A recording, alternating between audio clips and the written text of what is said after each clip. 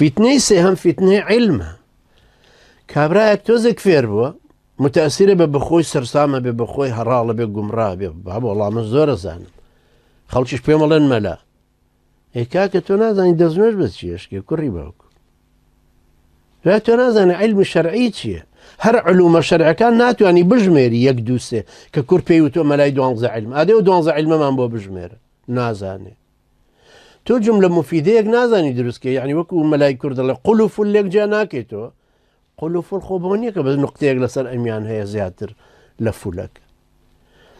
تۆ گیان لێک جاگ ناکەیت تۆ کاکە گیان تۆ ئەتەوێ وا بزانی کە تۆ عالمتری ئەوە خوای گەورە باسی ئەمەد بووەکە کە سەیدنا موسایەکی ئولوالعەزم پێغەمبەرە خاوەن ڕیسالەیە ئولوالعەزمە.